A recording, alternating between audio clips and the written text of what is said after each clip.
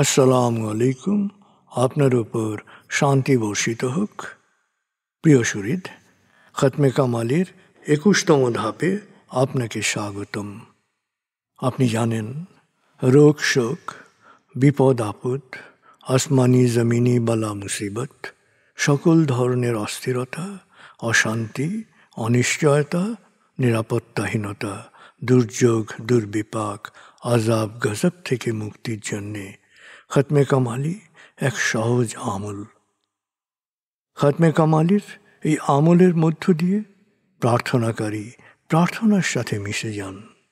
আসলে প্রার্থনাকারী যখন প্রার্থনার সাথে মিশে যান, তখন প্রার্থনা কবুল হয়। খতমে কামালি প্রার্থনা কবুলের এই পরম মুহূর্তে আপনাকে নিয়ে যাবে। তাই নিজের, অন্যের, সমাজের, দেশের, মানব জাতির যে কোনো কল্যাণের নিয়তে আপনি এই আমলে অংশ নিন। আপনি সকল বিপদ আপদ, বালা মুসিবত মুক্ত হন। আপনার জন্যে কল্যাণকর সকল দোয়া আল্লাহ কবুল করুন। সব সময় আল্লাহ আমাদেরকে তার রহমতের ছায়ায় রাখুন। এই কামনা করে আমি শহীদ আল বুখারী মহাজাতক খতমে কামালির পুরো প্রক্রিয়ায় আপনার সাথে থাকছি। আসুন এবার আমরা ডুবে যাই সত্যের গভীরে।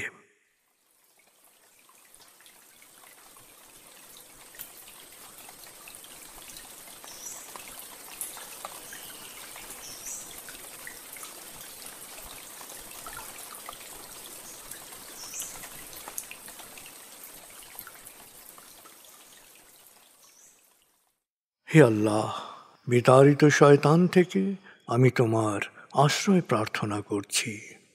দয়াময় মেহেরবান আল্লাহর নামে। আয়াতুল মুলক। হে আল্লাহ, সকল ক্ষমতার মালিক, তুমি যাকে ইচ্ছা ক্ষমতা দান করো, যাকে ইচ্ছা ক্ষমতাচ্যুত করো, যাকে ইচ্ছা সম্মানিত করো, যাকে ইচ্ছা অপমানিত করো। তুমি সর্বশক্তিমান, সকল কল্যাণ ও মঙ্গলের আধার। তুমি দিনকে ছোট করে বড় করো রাত, আবার রাতকে ছোট করে বড় করো দিন। তুমি প্রাণহীনে দাও প্রাণ, আর প্রাণবন্তকে করো প্রাণহীন। তুমি যাকে চাও বেহিসাব রিজিক দান করো। সূরা আলে ইমরান আয়াত ২৬-২৭। আয়াতুল কুরসি। আল্লাহ ছাড়া কোনো উপাস্য নেই। তিনি শাশ্বত, চিরঞ্জীব, বিশ্ব প্রকৃতির সর্বসত্তার ধারক। তিনি তন্দ্রা নিদ্রাহীন, সদা সজাগ, মহাকাশ ও পৃথিবীর সব কিছুর মালিক। তার সদয় অনুমতি ছাড়া তার কাছে সুপারিশ করার সাধ্য কারো নেই। দৃশ্যমান বা দৃশ্য, অতীত বা ভবিষ্যৎ, সৃষ্টির সব কিছুই তিনি জানেন। তিনি যতটুকু জানাবেন, এর বাইরে তার জ্ঞানের সীমানা সম্পর্কে ধারণা করা কারো পক্ষেই সম্ভব নয়।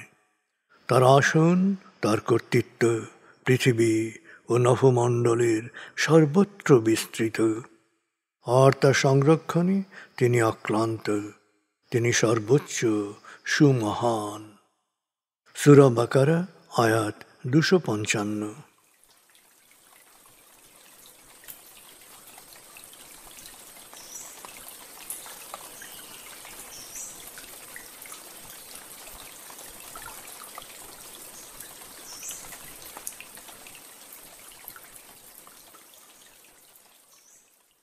আসুন আমরা ধীরে ধীরে ডুবে যাই হৃদয়ের গভীরে নবী প্রেমে।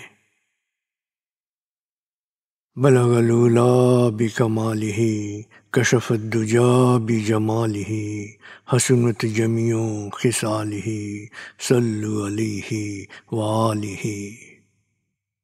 بلغ العلا بكماله كشف الدجى بجماله حسنت جميع خصاله صلوا عليه وآله।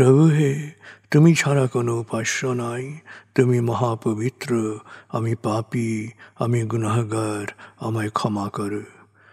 প্রভু হে, তুমি ছাড়া কোনো উপাস্য নাই, তুমি মহাপবিত্র, আমি পাপী, আমি গুনাহগার, আমায় ক্ষমা করো। প্রভু হে, তুমি ছাড়া কোনো উপাস্য নাই, তুমি মহাপবিত্র, আমি পাপী, আমি গুনাহগার, আমায় ক্ষমা করো। প্রভু হে, তুমি ছাড়া কোনো উপাস্য নাই, তুমি মহাপবিত্র, আমি পাপী, আমি গুনাহগার, আমায় ক্ষমা করো। প্রভু হে, তুমি ছাড়া কোনো উপাস্য নাই, তুমি মহাপবিত্র, আমি পাপী, আমি গুনাহগার, আমায় ক্ষমা করো। প্রভু হে, তুমি ছাড়া কোনো উপাস্য নাই, তুমি মহাপবিত্র, আমি পাপী, আমি গুনাহগার, আমায় ক্ষমা করো। প্রভু হে, তুমি ছাড়া কোনো উপাস্য নাই, তুমি মহাপবিত্র, আমি পাপী, আমি গুনাহগার, আমায় ক্ষমা করো। প্রভু হে, তুমি ছাড়া কোনো উপাস্য নাই, তুমি মহাপবিত্র, আমি পাপী, আমি গুনাহগার, আমায় ক্ষমা করো। প্রভু হে, তুমি ছাড়া কোনো উপাস্য নাই, তুমি মহাপবিত্র, আমি পাপী, আমি গুনাহগার, আমায় ক্ষমা করো। প্রভু হে, তুমি ছাড়া কোনো উপাস্য নাই, তুমি মহাপবিত্র, আমি পাপী, আমি গুনাহগার, আমায় ক্ষমা করো। প্রভু হে, তুমি ছাড়া কোনো উপাস্য নাই, তুমি মহাপবিত্র, আমি পাপী, আমি গুনাহগার, আমায় ক্ষমা করো। প্রভু হে, তুমি ছাড়া কোনো উপাস্য নাই, তুমি মহাপবিত্র, আমি পাপী, আমি গুনাহগার, আমায় ক্ষমা করো। প্রভু হে, তুমি ছাড়া কোনো উপাস্য নাই, তুমি মহাপবিত্র, আমি পাপী, আমি গুনাহগার, আমায় ক্ষমা করো। প্রভু হে, তুমি ছাড়া কোনো উপাস্য নাই, তুমি মহাপবিত্র, আমি পাপী, আমি গুনাহগার, আমায় ক্ষমা করো। প্রভু হে, তুমি ছাড়া কোনো উপাস্য নাই, তুমি মহাপবিত্র, আমি পাপী, আমি গুনাহগার, আমায় ক্ষমা করো। প্রভু হে, তুমি ছাড়া কোনো উপাস্য নাই, তুমি মহাপবিত্র, আমি পাপী, আমি গুনাহগার, আমায় ক্ষমা করো। প্রভু হে, তুমি ছাড়া কোনো উপাস্য নাই, তুমি মহাপবিত্র, আমি পাপী, আমি গুনাহগার, আমায় ক্ষমা করো। প্রভু হে, তুমি ছাড়া কোনো উপাস্য নাই, তুমি মহাপবিত্র, আমি পাপী, আমি গুনাহগার, আমায় ক্ষমা করো।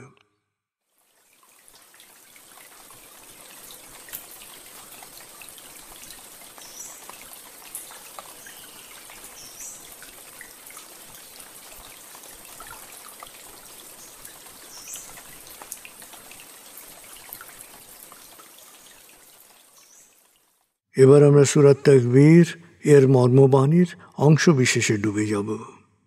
তারপর ডুবে যাব আজকের জন্য নির্ধারিত সূরার তেলাওয়াত ও মর্মবাণীতে। 81 সূরা তাকবীর। দয়াময় মেহেরবান আল্লাহর নামে। যখন সূর্য অন্ধকারে ঢেকে যাবে, যখন তারকারাজি নিজেদের আলো হারাবে, যখন পর্বতমালা মরীচিকার ন্যায় উধাও হবে, যখন পূর্ণ গর্ভবতী উটনী পরিত্যক্ত হবে, যখন সকল বন্য পশুকে একত্র করা হবে, যখন সমুদ্রের জলরাশি স্ফীত হবে, যখন দেহে আবার আত্মা সংযুক্ত হবে, যখন জীবন্ত কবর দেয়া শিশুকন্যাকে জিজ্ঞেস করা হবে কি অপরাধে তাকে হত্যা করা হয়েছিল, যখন প্রত্যেকের আমলনামা দেখানো হবে, যখন আকাশের আবরণ সরানো হবে, যখন জাহান্নামের আগুন গনগনে লাল করা হবে, যখন জান্নাতকে দৃশ্যমান করা হবে, সেদিন প্রত্যেকেই জানতে পারবে কি পরিণতির জন্যে সে নিজেকে প্রস্তুত করেছে, বুঝতে পারবে কি করা উচিত ছিল আর কি করা উচিত হয়নি।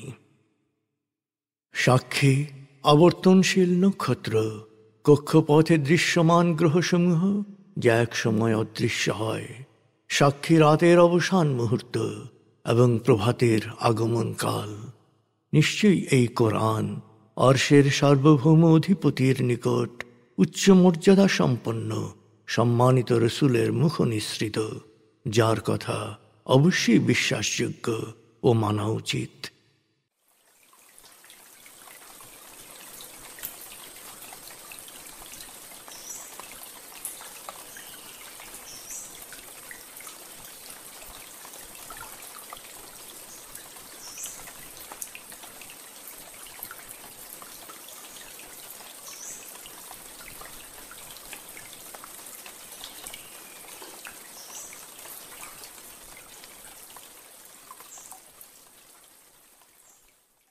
এবার আমরা সূরা রুম 1 থেকে 25 আয়াতের তেলাওয়াত ও মর্মবাণীর গভীরে ডুবে যাব। 30 সূরা রুম। বিসমিল্লাহির রহমানির রহিম। আলিফ লাম মিম। গুলিবাতির রুম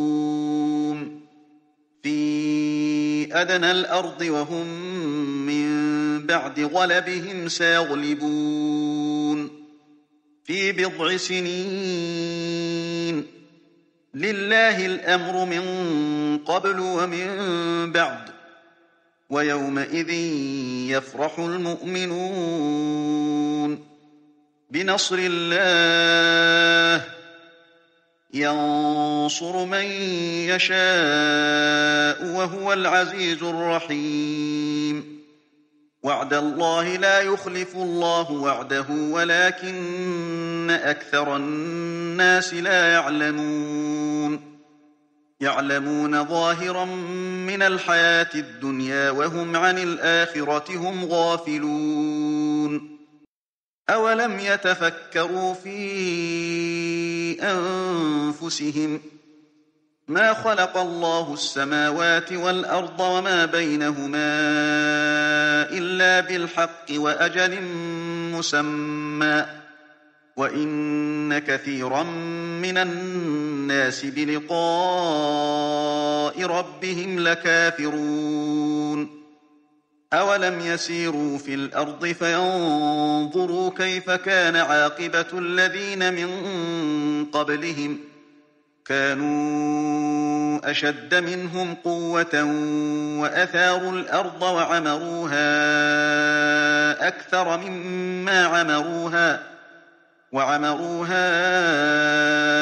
أكثر مما عمروها وجاءتهم رسلهم بالبينات فما كان الله ليظلمهم ولكن كانوا أنفسهم يظلمون ثم كان عاقبة الذين أساءوا السوء أن كذبوا بآيات الله وكانوا بها يستهزئون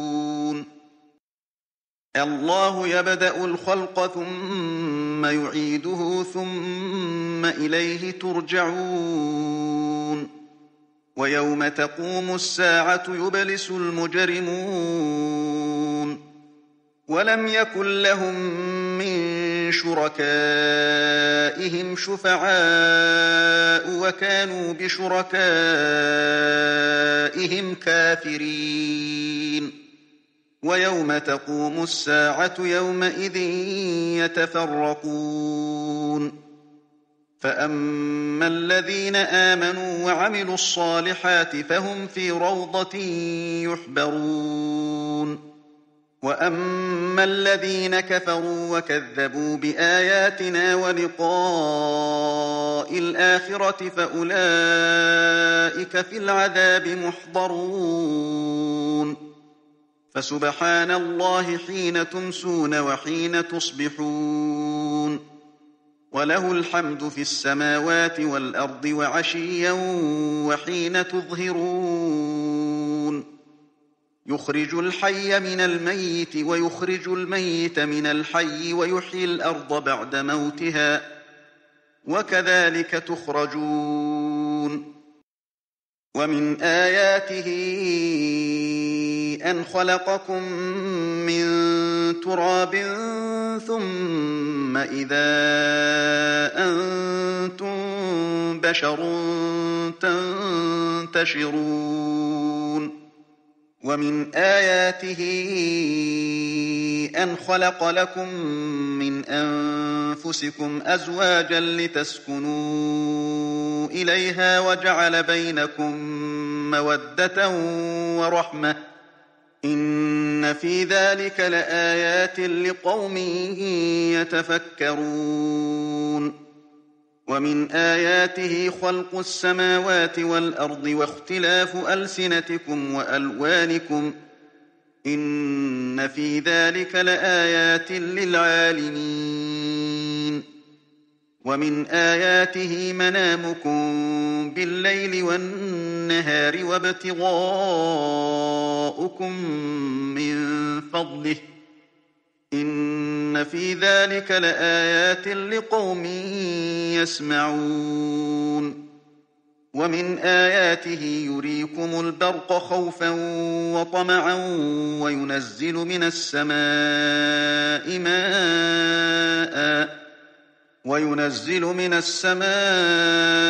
ماء فيحيي به الأرض بعد موتها إن في ذلك لآيات لقوم يعقلون ومن آياته أن تقوم السماء والأرض بأمره ثم إذا دعاكم دعوة من الأرض إذا أنتم تخرجون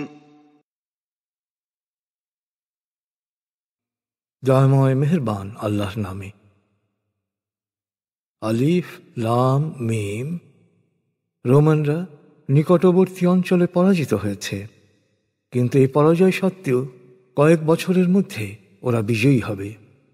পূর্বের ও পরের সকল ফয়সলার ইখতিয়ার শুধু আল্লাহর।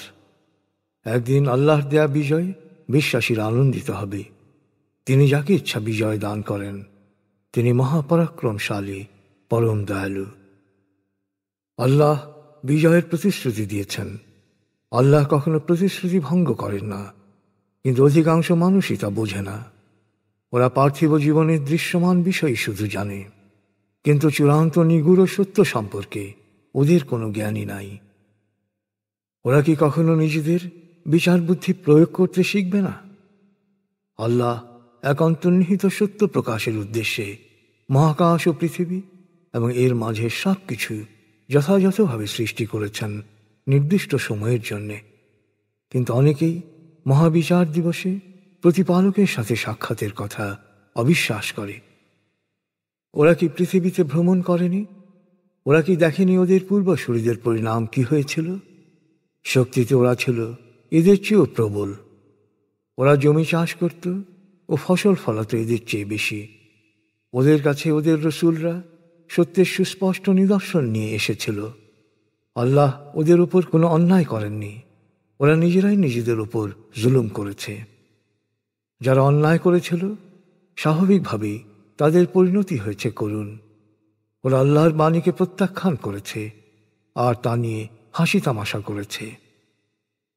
নিশ্চয়ই আল্লাহ প্রাণের সূচনা করেছেন, আবার তিনি এর পুনরাবৃত্তি করবেন। তারপর তার কাছেই তোমাদের ফিরে যেতে হবে। যেদিন কিয়ামত হবে, পাপীরা স্তম্ভিত হয়ে যাবে। ওরা যাদেরকে আল্লাহ শরীক করেছে সে উপাস্যরা ওদের পক্ষে কোনো সুপারিশ করবে না। তা দেখে কাল্পনিক উপাস্যদের উপর ওদের বিশ্বাসও উবে যাবে। মহাবিচার দিবসে মানুষকে বিভিন্ন ভাগে ভাগ করা হবে। বিশ্বাসী ও সৎকর্মশীলরা জান্নাতে আনন্দে থাকবে। আমার বাণী ও পরকালে জবাবদিহিতার সত্যতা অস্বীকারীরা কঠিন শাস্তি ভোগ করবে। অতএব তোমরা সকালে ও সন্ধ্যায়, বিকেলে ও দুপুরে আল্লাহর পবিত্রতা ও মহিমা ঘোষণা করো। মহাকাশ ও পৃথিবীর সকল প্রশংসা শুধু তাঁরই প্রাপ্য। তিনি নিষ্প্রাণ থেকে প্রাণের উন্মেষ ঘটান, আবার প্রাণকে করেন নিষ্প্রাণ। ধূসর জমিনকে তিনি সজীব করে তোলেন। এমনিভাবে তোমাদেরও মৃত অবস্থা থেকে পুনরুত্থিত করা হবে। তার মহিমার একটি নিদর্শন হচ্ছে তিনি তোমাদের মাটি থেকে সৃষ্টি করেছেন তারপর মানুষরূপে তোমরা সর্বত্র ছড়িয়ে পড়েছ। তার মহিমার আরেকটি নিদর্শন হল তিনি তোমাদের মধ্য থেকে তোমাদের জন্য সঙ্গিনী সৃষ্টি করেছেন, যাতে তোমরা তাদের কাছে শান্তি পাও। তিনি তোমাদের মধ্যে পারস্পরিক মমতা ও সমমর্মিতা সৃষ্টি করেছেন। চিন্তাশীলদের জন্য এর মধ্যে শিক্ষণীয় নিদর্শন রয়েছে। তার মহিমার নিদর্শন হচ্ছে মহাকাশ ও পৃথিবীর সৃষ্টি এবং তোমাদের ভাষা ও বর্ণের বৈচিত্র্য। এতে অবশ্যই জ্ঞানীদের জন্য শিক্ষণীয় নিদর্শন রয়েছে। তার মহিমার নিদর্শন হচ্ছে রাতে ও দিনে তোমাদের ঘুম ও আল্লাহর অনুগ্রহ সম্পদ অন্বেষণে। শুনতে আগ্রহীদের জন্য এতে শিক্ষণীয় নিদর্শন রয়েছে। তার মহিমার নিদর্শন হচ্ছে বিদ্যুতের চমক, যা যুগপৎ তোমাদের মধ্যে ভয় ও আশার সঞ্চার করে। তিনি আকাশ থেকে বৃষ্টি বর্ষণ করেন এবং তা দিয়ে শুষ্ক জমিনকে সজীব করে তোলেন। অবশ্যই বিচার বুদ্ধি প্রয়োগকারীদের জন্য এর মধ্যে শিক্ষণীয় বহু নিদর্শন রয়েছে। তাঁর মহিমার নিদর্শন হচ্ছে মহাকাশ ও পৃথিবীর স্থিতিশীলতা, যা বজায় রয়েছে তাঁরই নির্দেশে। এরপর যখন আল্লাহ তোমাদেরকে জমিন থেকে উঠে আসার আহ্বান জানাবেন, প্রথম আহ্বানেই তোমরা উঠে এসে মহাবিচারের সম্মুখীন হবে।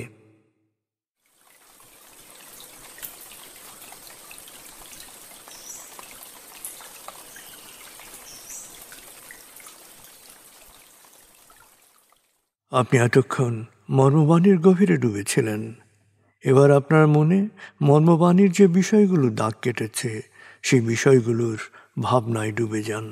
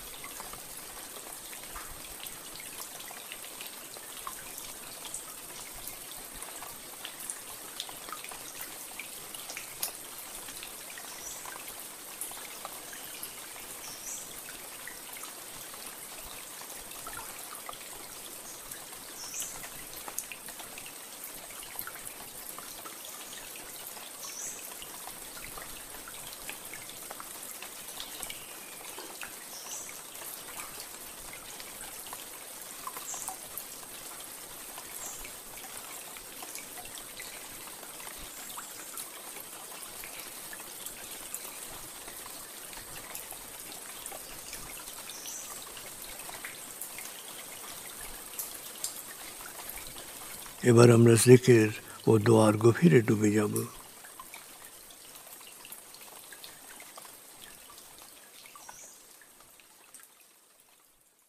এবার হালকাভাবে চোখ বন্ধ করুন, লম্বা দম নিন, নাক দিয়ে দম নিন, আস্তে আস্তে মুখ দিয়ে দম ছাড়ুন। দম নেবেন পেটে, ছাড়বেন মুখ দিয়ে। দম নেওয়ার চেয়ে দম ছাড়তে সামান্য বেশি সময় নিন।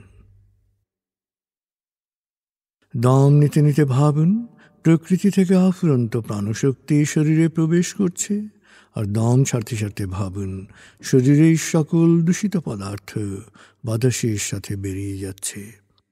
নাক দিয়ে দম নিতে নিতে ভাবুন প্রকৃতি থেকে আফুরন্ত প্রাণশক্তি শরীরে প্রবেশ করছে, আর মুখ দিয়ে দম ছাড়তে ছাড়তে ভাবুন শরীরের সকল দূষিত পদার্থ বাতাসের সাথে বেরিয়ে যাচ্ছে। দম নিতে নিতে ভাবুন প্রকৃতি থেকে আফুরন্ত প্রাণশক্তি শরীরে প্রবেশ করছে। দম ছাড়তে ছাড়তে ভাবুন শরীরের সকল দূষিত পদার্থ বাতাসের সাথে বেরিয়ে যাচ্ছে। দম নিতে নিতে ভাবুন প্রকৃতি থেকে আফুরন্ত প্রাণশক্তি শরীরে প্রবেশ করছে, আর দম ছাড়তে ছাড়তে ভাবুন শরীরের সকল দূষিত পদার্থ বাতাসের সাথে বেরিয়ে যাচ্ছে। দম নিতে নিতে ভাবুন প্রকৃতি থেকে আফুরন্ত প্রাণশক্তি শরীরে প্রবেশ করছে, আর দম ছাড়তে ছাড়তে ভাবুন শরীরের সকল দূষিত পদার্থ বাতাসের সাথে বেরিয়ে যাচ্ছে। এবার দম স্বাভাবিক হতে দিন। স্বাভাবিকভাবে নাক দিয়ে দম নিয়ে নাক দিয়ে দম ছাড়ুন। আপনার অঙ্গ শিথিল ও নিষ্প্রাণ হয়ে আসছে। এবার নাক দিয়ে ধীরে ধীরে দম নিয়ে বেশ সময় নিয়ে ধীরে ধীরে নাক দিয়ে দম ছাড়ুন। দম নেওয়ার চেয়ে ছাড়ায় সময় একটু বেশি নিন। ধীরে ধীরে দম নিন, ধীরে ধীরে দম ছাড়ুন। ধীরে ধীরে দম নিন, ধীরে ধীরে দম ছাড়ুন। ধীরে ধীরে দম নিন, ধীরে ধীরে দম ছাড়ুন। ধীরে ধীরে দম নিন, ধীরে ধীরে দম ছাড়ুন। ধীরে ধীরে দম নিন, ধীরে ধীরে দম ছাড়ুন। এবার দম স্বাভাবিক হতে দিন। আপনি এখন দম খেয়াল করুন। বাতাস নাক দিয়ে ফুসফুসে প্রবেশ করছে, আবার বেরিয়ে আসছে। আপনার পুরো মনোযোগ নাকে দমের প্রবেশ পথে দিন। বাতাস স্বাভাবিক যাওয়া আসা করুক, আপনি শুধু দম খেয়াল করুন।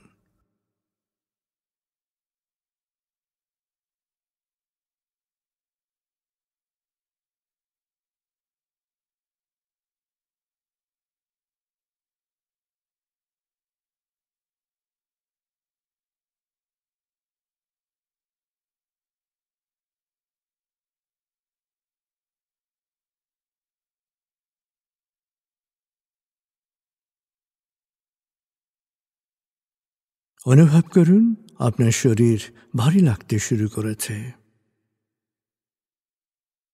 আরাম আরাম আরাম অনুভব করুন শীতলতা স্রোতের মতো, বরফ গলা পানির মতো আপনার মাথা থেকে শরীর বেয়ে নিচের দিকে নেমে যাচ্ছে।